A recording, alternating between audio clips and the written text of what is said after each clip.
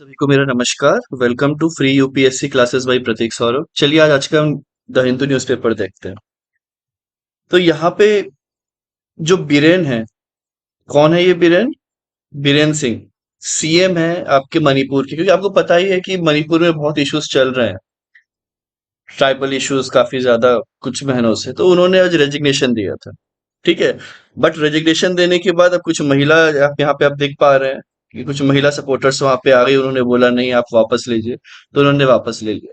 तो वो राजनीति तो खैर चलती ही रहती है, बट ये नोंगथोम्बन बीरेन सिंह ये वहां के सीएम है, ठीक है। एक गवर्नर के रिलेटेड एक आर्टिकल है आगे, तो ये आपको मैं अच्छे से आज एक्सप्लेन करूंगा। चलिए आगे चलते हैं। और आगे चलने के पहले एक आपसे रिक्वेस्ट है कि प्लीज डेली बेसिस पे ये चीज देखें, ठीक है। आप डेली बेसिस पे ये चीज देखें, वरना ये पाइल अप होते चले जाएगा। बाकी चीज आप जो भी वीडियोस होते हैं जो स्टैटिक होते हैं सब्जेक्ट वाइज, वो अगर आप एक दो दिन डिले भी करें तो भी चल जाएगा, लेकिन ये चीज डिले होगी तो बहुत इश्यूज होते हैं। And please end to end देखें, ठीक है, क्योंकि बहुत ज्यादा जरूरी है कि इस तरीके से इसे डेली कंप्लीट करना। चलिए अब अगली न्यूज ये है कि पीएम जो है वो अभी यहाँ पे डीयू यूनिवर्सिटी गए हुए थे, तो वहीं पे ये बच्चों से मिल रहे हैं। सिर्फ बहुत ज्यादा मैं डीप नहीं जाता हूँ, बस ये सब छोटी चीजें हैं कि पता होनी चाहिए कि चल कहाँ रहा है। एकदम से कोई आज आपसे पूछ ले कि अच्छा पीएम कहाँ, अभी यूएस में है कि इजिप्ट में, क्या पता होना चाहिए कि इंडिया में है। अभी ये दिल्ली मेट्रो की फोटो है, ठीक है। आगे चलते हैं। अब जैसे कि मैंने आपको बोला था पहले भी कि केरला सीएम ने भी अब यूसीसी के अगेंस्ट ही वो एक तरीके से कह रहे हैं। ये आपका आईयूएमएल, इंडियन यूनियन मुस्लिम लीग, ये भी अब वही यूनिफॉर्म सिविल कोड के अगेंस्ट है। आई डोंट नो क्या इश्यूज होते हैं कि गवर्नमेंट कुछ भी लेके आए बस अपोज करना है कि नहीं। मतलब एक प्रॉपरली बताना तो चाहिए कि क्यों अपोज कर रहे हो, क्या इशू क्या हो रहा है इससे। ऐसा कुछ नहीं है, इक्वलिटी की तो बात की जा रही है ना, लेकिन नहीं। चलिए आगे चलते हैं।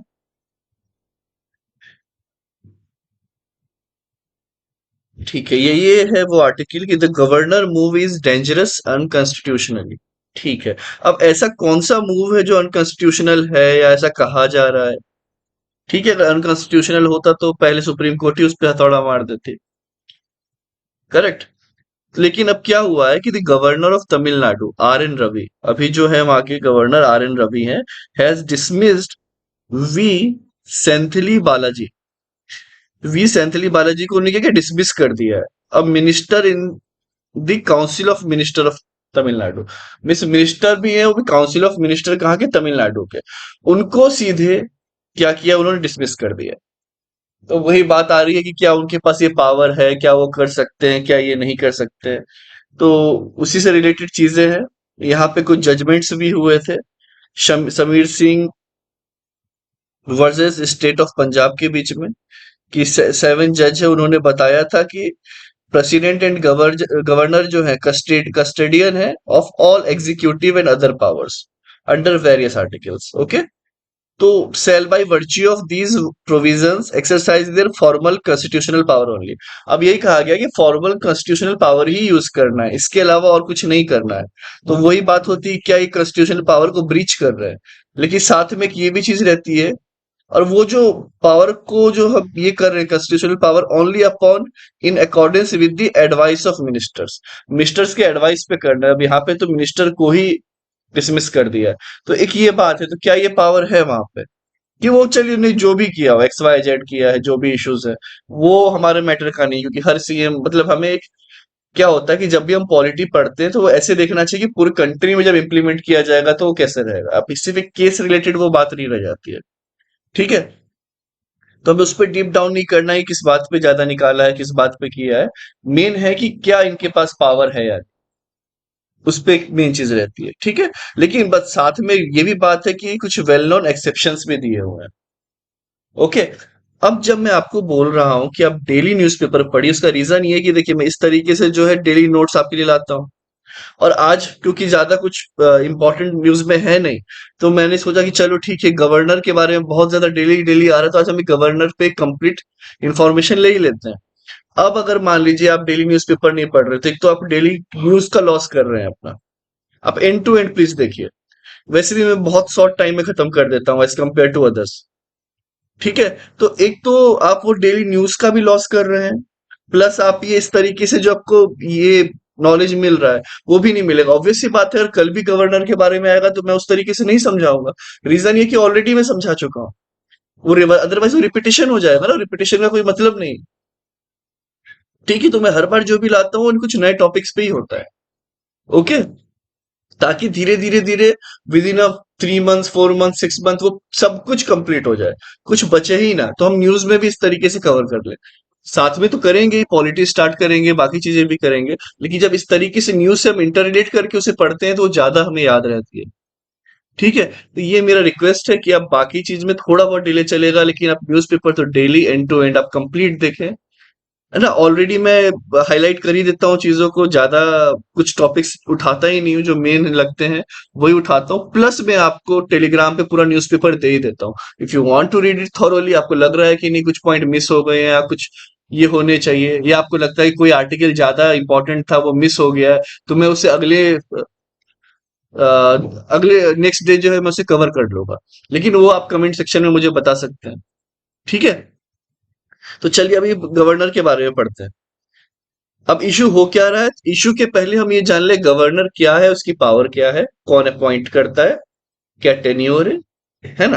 तब हम बाद में देखेंगे कि पावर क्या है और क्या वो किस तरीके से उसका यूटिलाइज कर रहे हैं या नहीं कर रहे हैं। अब देखिए आर्टिकल 153 से 162। ठीक है, 153 से 162 जो है इंडियन कॉन्स्टिट्यूशन में लिखा हुआ है गवर्नर के रिगार्डिंग। ठीक है, 153 से 162। अब जो है directly appointed by president of India. तो कौन अपॉइंट करता है? अब पहले ही सब बहुत सिंपल क्वेश्चंस होते थे, पहले यूपीएससी को इस तरीके से ये पूछ लेता था। आजकल थोड़े ट्रिकी स्टेटमेंट्स बनाता है, बट ये नहीं कि कुछ अलग टॉपिक पे पूछे, गवर्नर ही टॉपिक रहेगा। लेकिन वो कैसे क्वेश्चंस बनाएगा वो भी मैं आपको आगे बताता हूँ। अब गवर्नर क्या होता है? हेड ऑफ स्टेट होता है। अगर आपसे पूछ ले कि सीएम हेड ऑफ स्टेट है या गवर्नर, आंसर इज गवर्नर।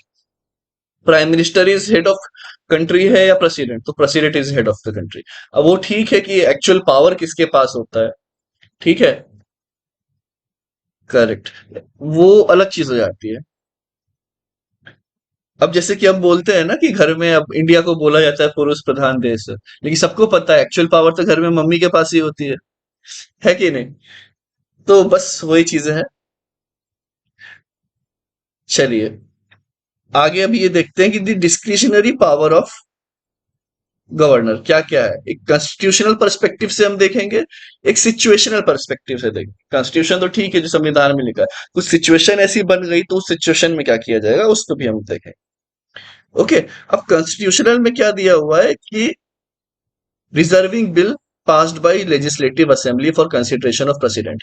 अब इनके पास ये पावर होता है कि अगर मान लीजिए लेजिस्लेटिव असेंबली ने कुछ बिल पास किया और गवर्नर भी असेंट दे सकते हैं वहां पे, लेकिन उनको लग रहा है कि नहीं ये चीज कुछ सही नहीं है और इस पे मुझे प्रेसिडेंट की राय लेनी चाहिए, या फिर प्रेसिडेंट, तो वो प्रेसिडेंट के पास छोड़ देते हैं। राय का मतलब क्या, वो प्रेसिडेंट के पास चले आता है, फिर फाइनल असेंट वही देंगे। ठीक है, सेकेंड हो गया recommending president rule in state. अब प्रेसिडेंट रूल जो है स्टेट में वो लगाने के लिए भी रिकमेंडेशन कौन देते हैं? वो देते हैं गवर्नर। ठीक है, तो ये भी चीज पता होनी चाहिए। Certain function with respect to schedule 6, जैसे आसाम, मेघालय, त्रिपुरा, मिजोरम, ये जो है इसको मैंने ऐसे याद किया था, एटीएम। एटीएम जो होता है हमारी मशीन होती है, तो मैंने इसको एटीएमएम करके याद किया हुआ है कि ए से आसाम, टी से त्रिपुरा, एम से मेघालय और एम से मिजोरम। अदरवाइज वो 7 स्टेट्स में कंफ्यूजन होने लगता है ना, इसीलिए। ठीक है, तो मैंने एटीएमएम करके से याद किया हुआ है कि शेड्यूल 6 में आता है। अब ये शेड्यूल 6 क्या है नहीं, वो पॉलिटी में इनडेप्थ बहुत अच्छे से पढ़ेंगे। इसके बाद seeking information from the chief minister और लेजिस्लेटिव एंड एडमिनिस्ट्रेटिव मैटर्स। अब ये इन्फॉर्म जो क्या करते हैं, जो इंफॉर्मेशन जो लेते हैं इसे चीफ मिनिस्टर से on legislative and administrative matter पे। Okay, like while holding additional charge on a union territory. अब ये यूनियन टेरिटरी पे भी अगर रहते हैं तो कुछ एडिशनल चार्जेस इनके पास होते हैं, क्योंकि वहां पे क्या होता है ना कि गवर्नमेंट तो नहीं रहती है यूटी में।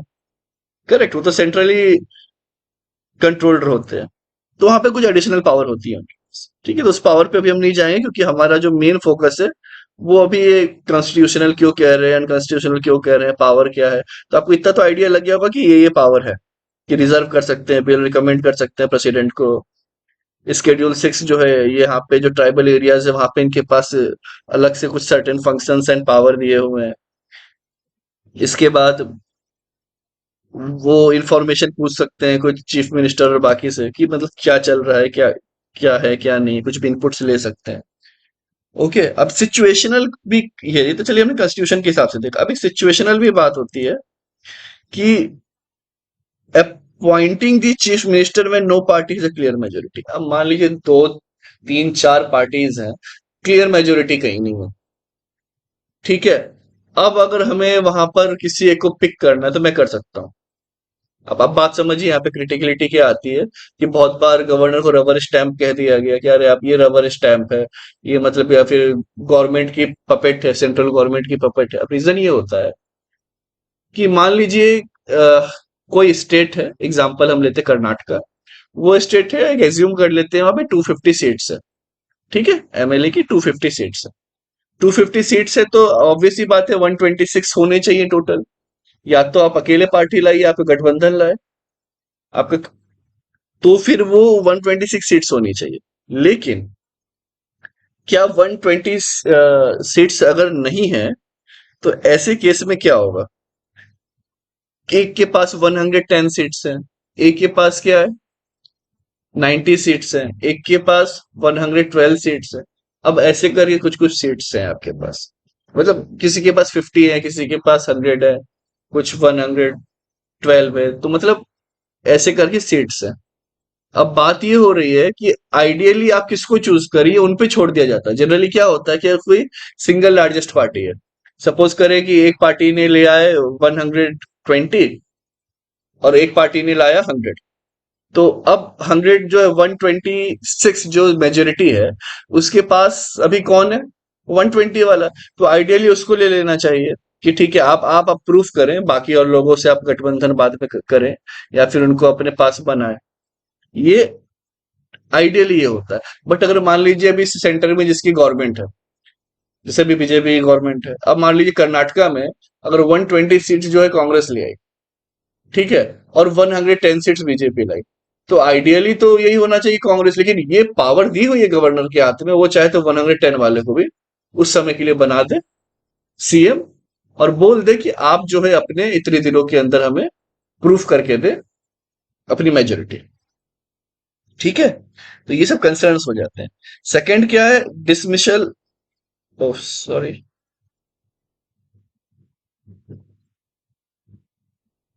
सेकंड है आपका dismissal of council of minister when unable to prove confidence. सही बात है, अगर कॉन्फिडेंस प्रूफ नहीं कर पाया तो डिसमिस करने का भी अधिकार इन्हीं के पास है।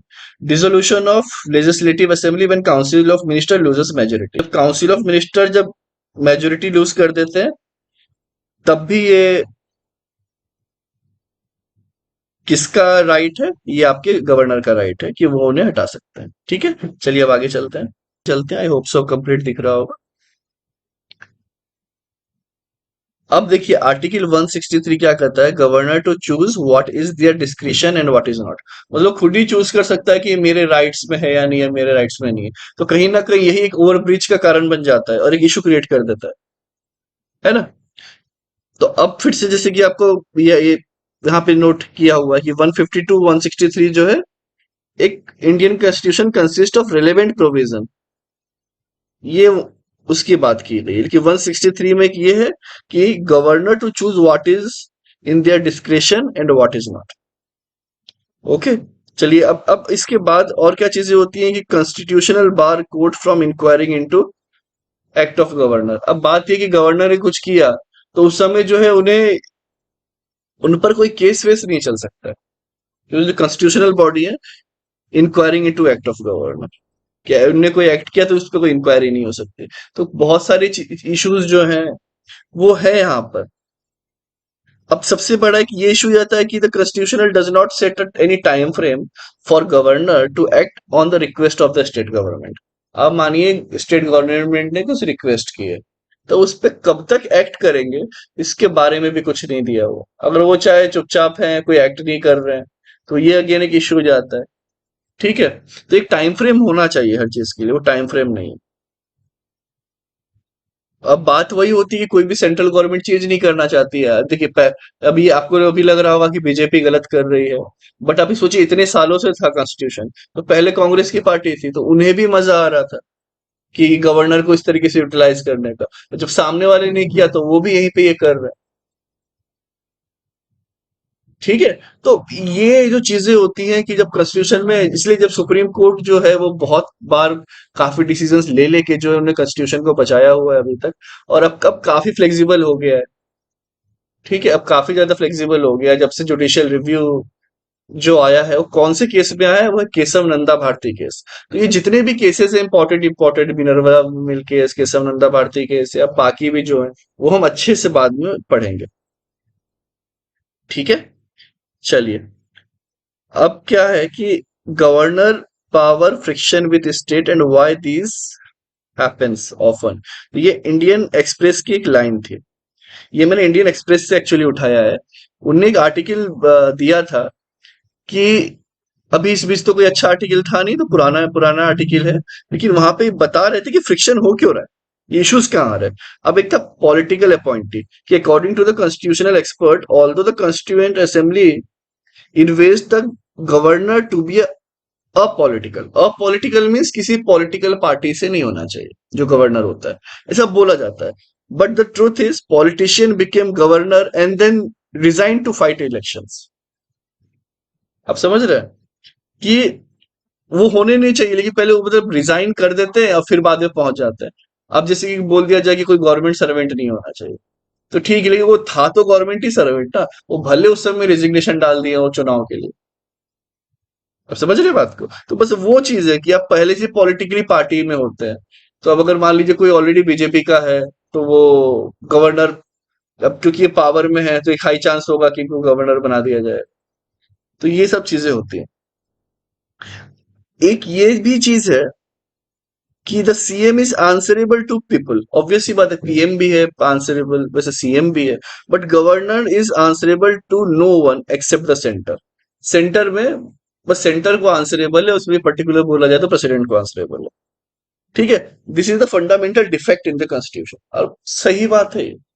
नहीं, बहुत बहुत इंपॉर्टेंट एनालिसिस होता है कि हम अगर इस तरीके से मेंस आंसर राइटिंग पे लिख दी, तो आप सोचिए, आप एज कंपेयर टू अदर्स, आप आपका जो आंसर है और जो चेकर भी है, वो काफी इंप्रेस्ड होगा उस चीज से। यही चीज है कि अगर कंपटीशन में क्या है कि लिख सब रहे, हम उनसे बेहतर कैसे लिख रहे हैं, है ना। तो ये सब पॉइंट्स जो है आप रट नहीं सकते, याद नहीं कर सकते। आप डेली डेली पढ़ते रहिएगा, देखते रहिएगा दो चार बार, तो आपके दिमाग में वो चीज बैठ जाएगी। ठीक है, अब ये तो आंसरेबल है, बट ये आंसरेबल नहीं है। इसका इम्पीचमेंट प्रोसेस नहीं है। प्रेसिडेंट को निकालने की फिर भी इम्पीचमेंट प्रोसेस है, बट गवर्नर को निकालने कोई इम्पीचमेंट प्रोसेस नहीं। कुछ टसल होने भी लगे स्टेट और इनके बीच में, तो कुछ नहीं कर सकते। कौन नहीं कुछ कर सकते? स्टेट कुछ नहीं कर सकते। सेंटर ही हटा सकती है, उसमें पर्टिकुलर कहें तो प्रेसिडेंट, क्योंकि वो जो वर्क करते हैं, he can remain in office until the pleasure of president. जब तक चाहेंगे प्रेसिडेंट तब तक वो वहां पे रह सकते हैं। ठीक है, बट इसमें इम्पीचमेंट काइंड ऑफ प्रोसेस नहीं है। No guidelines, there are no guidelines for the exercise of governor's power. एक एग्जैक्ट गाइडलाइन होनी चाहिए ना कि आपका इतना है, इतना है, इतना है, आप ये कर सकते हैं। लेकिन जैसे मैंने आपको आर्टिकल 163 बताया, ये तो वहां पे खुद ही उनने दिया हुआ डिस्क्रिप्शन कि आप अपने हिसाब से देख लो क्या सही है क्या नहीं, क्योंकि ये इसलिए किया गया था, ये वक्त के साथ साथ कुछ डायनेमिक चैलेंजेस आए तो वो भी कवर अप कर सके। बट उसका वही होता है कि कुछ भी एडिशनल आपको पावर दिया जाए, तो आप उसका अच्छा यूज भी कर सकते हैं, बट मिस यूज भी कर सकते हैं। ठीक है, तो कोई गाइडलाइन नहीं है। There is no limit set for how long a governor can withhold assent. अब वो जो बिल को मतलब आपको एसेंट देना है, एसेंट मीन्स योर सिग्नेचर। अब ये भी एक टाइम फिक्स नहीं किया कि कितने दिनों में दे देना चाहिए। ठीक है, तो ये भी एक इश्यू होता है कि अगर वो उनने अपने पास ही बहुत दिन तक रखा हुआ है, फिर ना सिग्नेचर कर रहे हैं ना वापस कर रहे हैं, फिर बाद में मन कर रहा है तो प्रेसिडेंट के पास भेज दे रहे हैं, तो इतना जो डिले होता है वो भी अननेसेसरी डिले है। आपको जो डिसीजन लेना है आप एक टाइम फ्रेम ले, भले वो 10 दिन हो, 20 दिन हो, 2 महीने हो, जितना आप एक आइडियल टाइम लगना चाहिए वो होना चाहिए, तो वो चीज भी नहीं है। तो ये ओवरऑल ये कॉन्स्टिट्यूशनल अनकॉन्स्टिट्यूशनल की जब बात चलती है, ठीक है, तो आई गेस इन डेप्थ हमने काफी देख लिया है। इसलिए मेरी रिक्वेस्ट है कि आप डेली वीडियो देखें, डेली देखेंगे तभी आप समझ पाएंगे और रिटेन इतना सारा कुछ रख पाएंगे। और एक सबसे बड़ी रिक्वेस्ट है, प्लीज ये जो मंथली मैगजीन्स होती हैं और ये सब के चक्कर में ना पड़े, या जो मैराथन सेशंस की एक ही बार में पूरे साल भर का जीके करवा देंगे। It is not possible. आप आपके पास सिर्फ नॉलेज आएगा बट वो आप एग्जाम क्रैक नहीं कर पाएंगे। बहुत इश्यूज होते हैं। और अगर आप फुल टाइम है, अगर फुल टाइम दे रहे हैं प्रिपरेशन को, तब तो और ज्यादा जरूरी है कि आप डेली न्यूज़पेपर पढ़ें, क्योंकि फिर आप स्टडी के साथ अगर आप प्रॉपर नहीं है, कि वो सब उन लोगों के लिए होता है कि जो जॉब होल्डर है, जॉब कर रहे हैं, कभी कभी टाइम नहीं मिल पाता है, डेली न्यूज छूट जाती है किसी कारण, तो वो फिर आखिरी में मैगजीन या इसका सहारा लेते हैं, है ना, जैसे मुझे भी कभी कभी लेना पड़ता है, क्योंकि ऑब्वियसली बात है, if you are working somewhere तो ये इश्यूज होते हैं। लेकिन ये न्यूज़पेपर बहुत ज्यादा इंपॉर्टेंट है, तो एटलीस्ट जो फुल टाइम दे रहे हैं वो तो 101%, मतलब मिस ना करे। दो गलती से का दिन मिस हो भी गया है तो फिर से आप वो वापस देख लीजिए। ठीक है, चलिए आगे चलते हैं।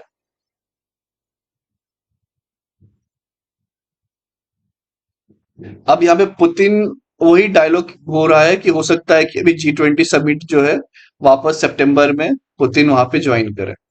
ठीक है, और वहीं पे बात होगी कि वही कहा जा रहा है कि Modi call for dialogue and diplomacy to end war in Ukraine. As usual जो इंडिया कह रहा है हमेशा कि भाई अब डायलॉग डिप्लोमेसी करें, वॉर को खत्म करें। और ये नेटो का क्यों वॉर हो रहा है उसके तो मैंने एक वीडियो बना के रखा हुआ है, प्लेलिस्ट में जाके चेक ही देख ही सकते हैं। अब वो जो था, मैंने कुछ नहीं है कि न्यूज़पेपर में जब मैं समझा रहा था तो वहीं पे जो आपका वीडियो है क्रॉप करके मैंने अलग से डाल दिया, क्योंकि ये वॉर हो क्यों रहा है, क्या रीजन है, नेटो क्या है, आपको बहुत सारी इंफॉर्मेशन मिल जाएगी। ठीक है, चलिए आगे चलते हैं।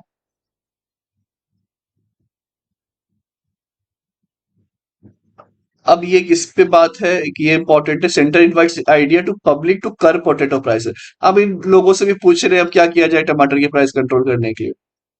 अब देखिए ये तो जल्दी खराब हो जाते हैं ना, तो इसके लिए अब वही चीज है कि या तो आप उसको जूस की तरह यूज करें या तो केचप की तरह यूज करें, लेकिन उसमें सॉल्ट्स बहुत होते हैं जो कि बहुत बहुत सॉल्ट, और बाकी प्रिजर्वेटिव्स होता है जो कि बहुत खराब है। तो ऐसे अलग अलग इश्यूज हैं, तो इन्होंने अपना इनोवेशन सेल बना की बात की है, एजुकेशन मिनिस्ट्री इनोवेशन सेल की, कुछ किया जाए कि सॉल्यूशन भी गवर्नमेंट भी अभी उतने अच्छे से नहीं मिल नहीं पा रहा है। अब एक और इशू है कि after stock limit India to import 12 lakh ton of toor dal. अब 12 लाख टन बताइए हमें इंपोर्ट करना पड़ रहा है, ये बहुत दिक्कत वाली बात है। एक है आपका पल्सेस, दूसरा है आपका ऑयल जो हम लेते हैं। ऑयल में तो हम बहुत ज्यादा डिपेंडेंट है दूसरी कंट्री पे, तो हम सबसे ज्यादा पाम ऑयल तो बहुत ज्यादा इंपोर्ट करते हैं जो कि हेल्थ के लिए भी बहुत खराब है। एक ये भी रीजन है, पैक्ड आइटम्स प्लस ऑयल, ये सबसे बड़ा रीजन है आपका इंडिया में इतना ज्यादा हार्ट डिजीज और हार्ट अटैक देखने की।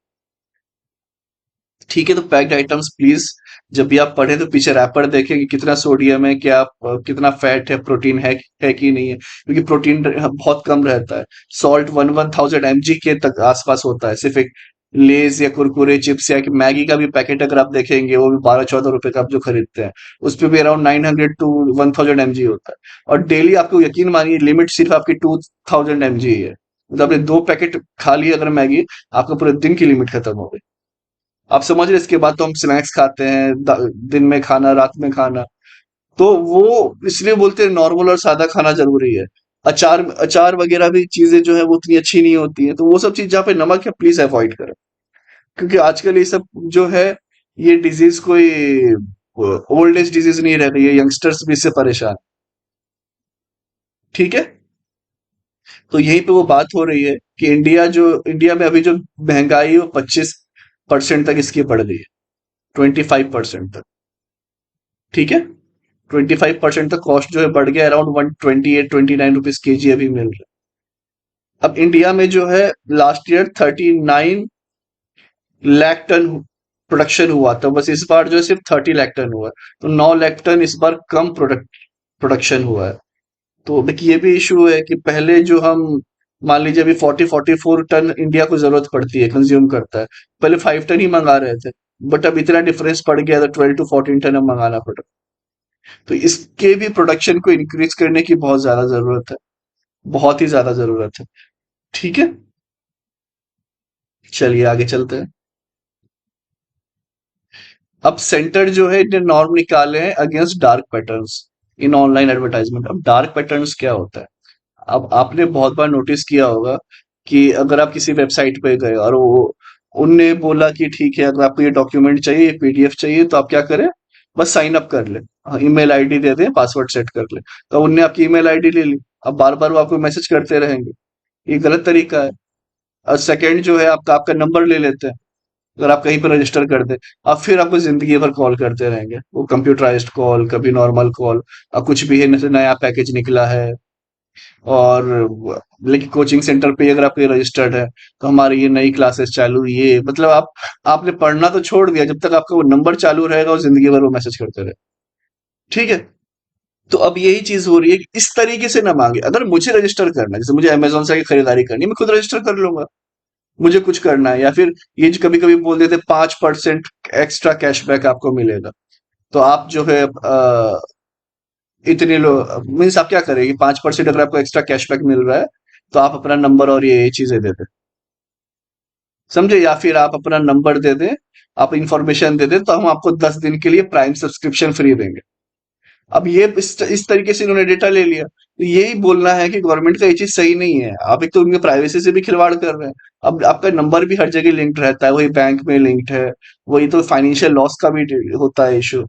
और काफी बहुत बार तो ऐसे होता है कि आपको मोबाइल इसमें अलर्ट आ जाते हैं कि आपका आपका मोबाइल वाइब्रेट हो रहा है, इसमें वायरस आ गए, डाउनलोड करते फोर्स भी किया जाता है। ठीक है, तो यही बात चल रही है कि फॉल्स अर्जेंसी। अब तो फॉल्स अर्जेंसी है ना, कि ऐसा कुछ था ही नहीं।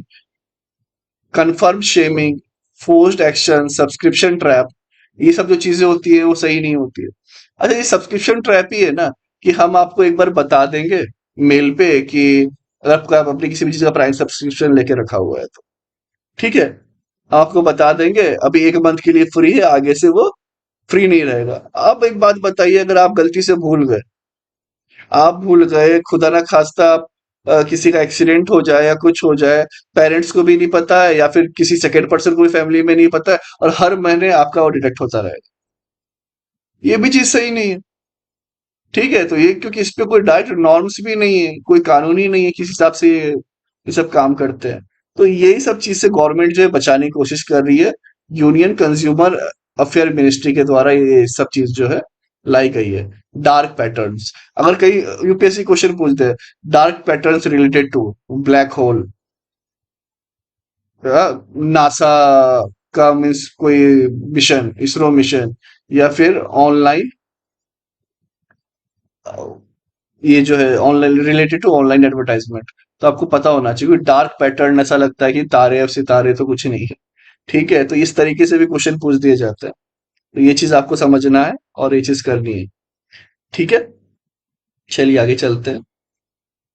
पाकिस्तान जो है इनको बेल आउट मिला है अभी $3 बिलियन का। अब जो आईएमएफ होती है, इंटरनेशनल मॉनिटरी फंड, ये वीडियो बड़ा हो रहा था, इसके बारे में मैंने अभी नहीं बनाया, आगे रिपीट होता ही रहेगा। आईएमएफ पे भी एक अच्छे से वीडियो मैं आपको बना के दूंगा।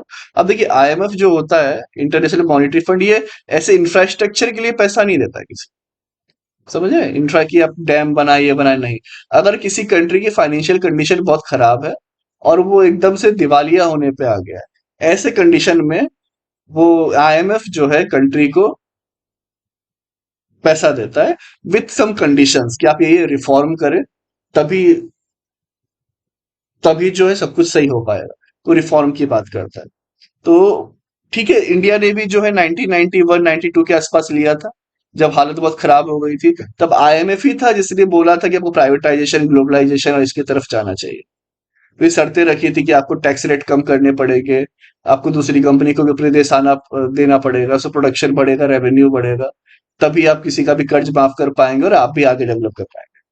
ठीक है, तो वही यहाँ पे 3 बिलियन देके रखे हुए हैं यहाँ पे। लेकिन पाकिस्तान की हालत बहुत खराब है, क्योंकि ऑब्वियस सी बात है, आप यहाँ पे इंडियंस आईआईटियंस निकालते हैं, और वहां पे आईएएस, मतलब वो बस टेररिस्ट निकाले जा रही है। तो अब बात वो है कि अगर आप सिर्फ टेररिस्ट निकालिएगा तो होगा क्या?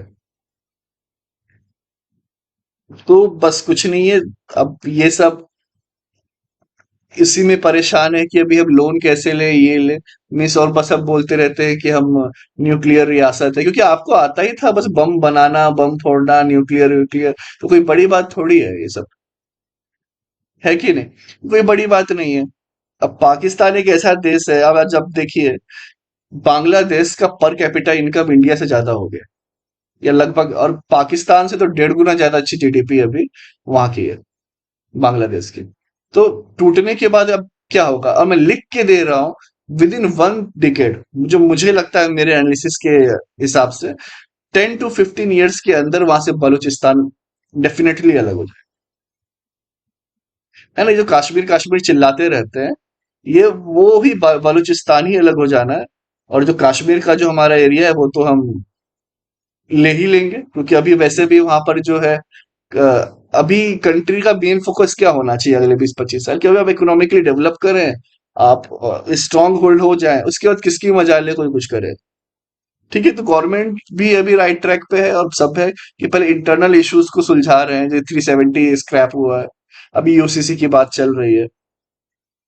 तो ये सब चीजें जो होती है काफी ज्यादा इंपॉर्टेंस रखती हैं, और इससे पता चलता है कि इंडिया भी जो है अब एक सही डायरेक्शन में बढ़ रहा है, चाहे वो डिजिटली हो, चाहे वो इकोनॉमिकली हो, चाहे वो पॉलिटिकली हो, चाहे वो कैसे भी। ठीक है। अब देखिए यहाँ पे जो फ्रांस में पूरी आग लगा दी गई है। ठीक है, हर जगह आग तबाही। अब यही बात चल रही है कि क्यों ऐसा हो रहा है, क्योंकि क्या हो रहा था कि आई थिंक एक 17 साल का लड़का है, उसकी डेथ हो गई थी कहीं ना कहीं यहाँ पे, जिसके बाद ये पूरा दंगा भड़का। ओके, शायद जो है ये जो 17 साल का लड़का, ये रेफ्यूजी में से कोई था, जो वहाँ पे रेफ्यूजी रखते हैं। तो वही कहा कि पुलिस ने जो है उनकी शायद मदर ने भी कह दिया कि इस पर्टिकुलर इंसान ने मेरे साथ गलत किया, मतलब इस पुलिस वाले ने। उनने पूरे पुलिस कम्युनिटी को नहीं बोला था, एक पर्टिकुलर इंसान की कुछ गलती रही होगी। तो बस वहीं पे फिर पूरा दंगा भड़क गया, और बस बहुत बुरी हालत है वहां पे। ये इतनी बुरी हालत हो गई कि नेशनल इमरजेंसी तक लगाने की बात चल रही है।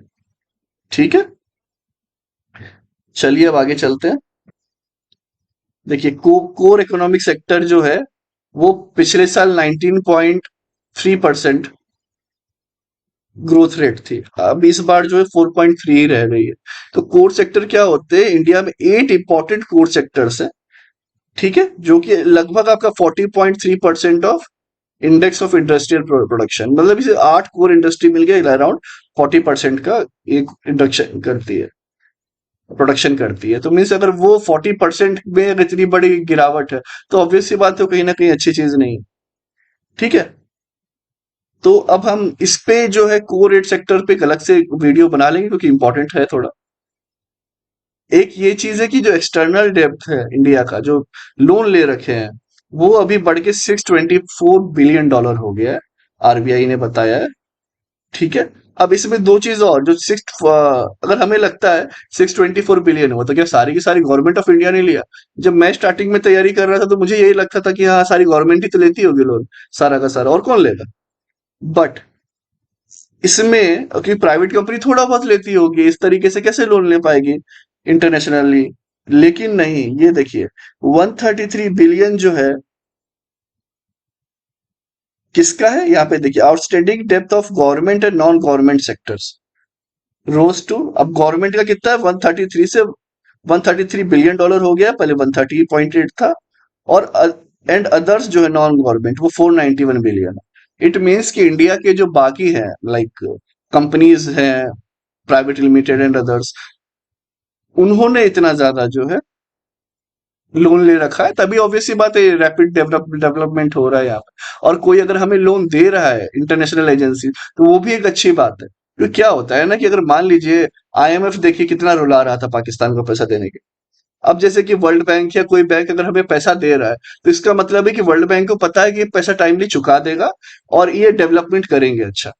ठीक है, तो यहाँ की प्राइवेट कंपनी को भी पैसा दे रहे हैं, तो इट मीन्स ये कंपनी अच्छा करने वाली, तभी हम पैसा दे रहे हैं। तो इससे एक ये हो जाता है कि अरे उनको भरोसा है, तब वो पैसा दे रहे हैं। तो अब जब फॉरेन इन्वेस्टर है, वो भी अब यहाँ की कंपनी में पैसा लगाना चाहेंगे।